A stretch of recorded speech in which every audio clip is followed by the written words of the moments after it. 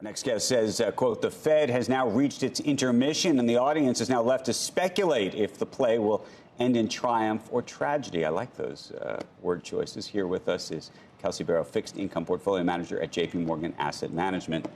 It's a fun way to describe it. How long do you think the intermission lasts? Well, that is the question. So we do think that they are now at a period where they can pause for perhaps longer than the Fed is currently projecting within the dot plot. Right. So we saw the Fed was fairly hawkish, and I think there are three reasons why they chose to have a very hawkish tone. One, they don't want to be the Bank of Canada or the Reserve Bank of Australia. Those are central banks that went out and said, I think we could be done now. And then they had to turn around and hike more. So they want to avoid that situation. The second is they don't want financial conditions to ease too quickly, prematurely. That will be counterproductive to their goal. And the third, and I think this is the most important, they have a forecast that inflation is going to come down, but they don't trust their forecast. They said, Powell said this in the press conference, we've been wrong for the last 2.5 years. So yeah, I do see inflation coming down. I do think that the pieces of the puzzle are in place to get more disinflation, but we cannot believe it until we see it. So the difference between our view at JPMorgan Asset Management and the view in the dot plot is that we will see that disinflation, and that's what's going to allow the Fed to ultimately end this hiking cycle around this rate. Okay, so is it when you think about them this summer, there's July, sounds like you think, well, nothing in July. August, get into like the Wyoming situation. Yeah. Do you use that as an opportunity? You know, how do you sort of see the Wyoming piece of it always becomes a thing? What would you do anything before that, or you think that we'll get pushed all the way to September? So Jackson Hole is something that the Fed uses to kind of signal more structural or thematic kind of questions that they have. And I think one of the questions that investors have been asking is, will the Fed give up on the 2% inflation target? And what we've been saying is, even if the Fed stops hiking now, that doesn't mean that they're giving up on the inflation fight. It's all about real yields. I think you talked about that earlier on in the show.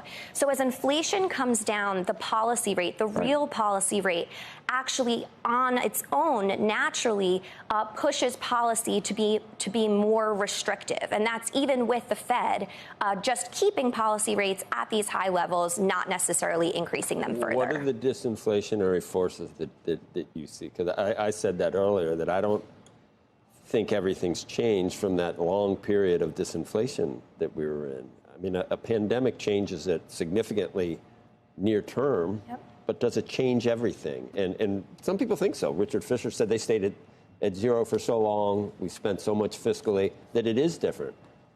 But could we just get back to 2 on our own without, can they stop here? And are they factors in place to get us down there? There are factors in place to move inflation lower. I think it will be hard to get all the way back to 2 without more pain in the labor market. But I think that if you look deeper at the inflation data, it's actually been coming in a little bit better even the past 2 months. So just as an example, used autos has been surging the past 2 months. It's the 3-month annualized rate is 36%. So if you strip that out, core CPI the last 2 months was 0.27. So that's a 3 handle, not the 5 handle that the Fed is worried about. You didn't see housing come down. That was one of the reasons people were a little concerned. Housing and rent, lodging didn't come down. And let me just add one point to this, Joe. I don't know what you think. The long-term trend towards globalization led to a lot of the lower inflationary pressures, and we're trying to get away from that now because we lied to. And that's going to be increasing. But I don't think we can, and that's an inexorable. Can we just go back to your 3 for a second? And I posited this with Steve at the top of the show at 6, which is once they get to 3, and we can decide what 3 really is, meaning headline or core, but if they can get there, how quickly do you think they need to get to 2? I could make the argument that once they get to 3, they can still always say they're going to get to 2, but they have time. All of a sudden, time is now on their side in a completely different way. Time is on their side, and I think it's going to depend what is the labor market looking like by the time inflation gets down to 3%. So the Fed is really focused on payrolls. 283,000, that's the 3-month moving average. That is just incredibly hot.